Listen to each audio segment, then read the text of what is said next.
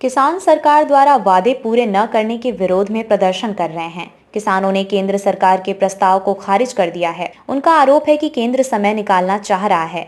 भारतीय किसान यूनियन की सदस्य अमरजीत कौर ने भावना मलिक के साथ एक साक्षात्कार में कहा कि सरकार 2 साल पहले किए गए वादों को पूरा करने में विफल रही। कौर, जो बठिंडा के सिद्धूपुर से एक किसान नेता भी हैं, ने आरोप लगाया कि पुलिस ने शांतिपूर्ण विरोध का दमन किया।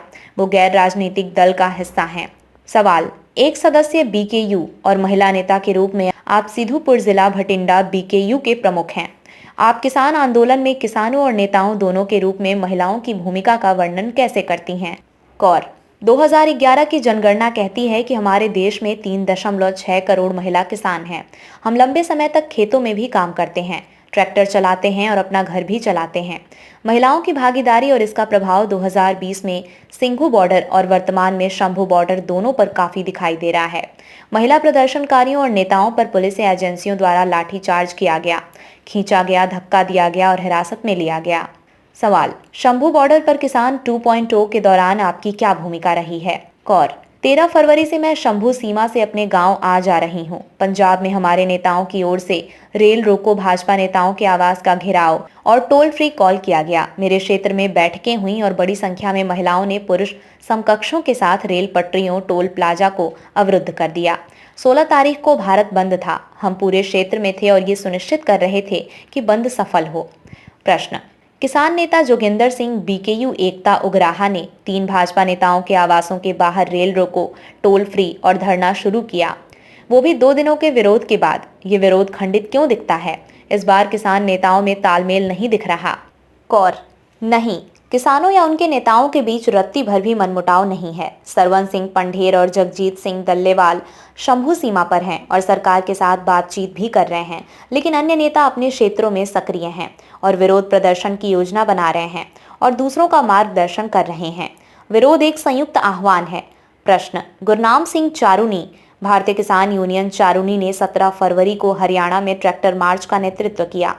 इससे पहले उनकी भागीदारी देखने को नहीं मिली थी। इससे किसान नेताओं के बीच एकता और समन्वय को लेकर संदेह पैदा होता है।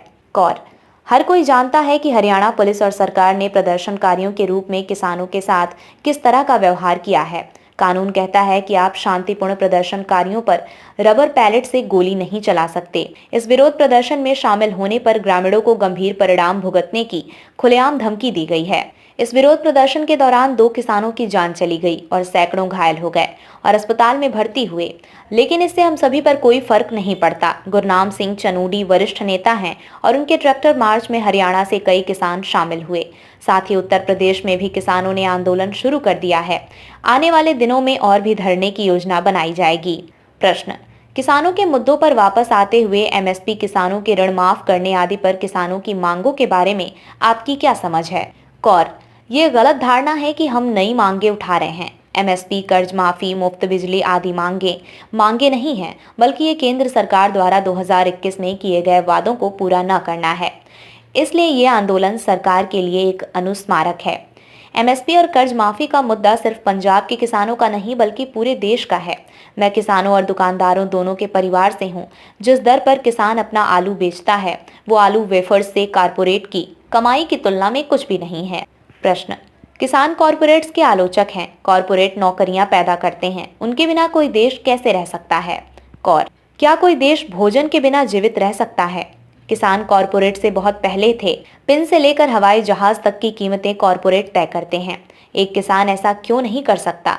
एमएसपी और कर्ज माफी के साथ सरकार महंगाई बढ़ जाएगी और अतिरिक्त वित्तीय बोझ का बहाना लेकर सामने आती है। हवाई टिकट 8,000 रुपए से बढ़ाकर 1,80,000 रुपए हो गया है। क्या वो महंगाई नहीं है? सवाल: किसान नेताओं और सरकार के बीच 4 दौर की बातचीत बेनतीजा रही है। सरकार इस बात पर अड़ी है कि वो किसानों को दिल्ली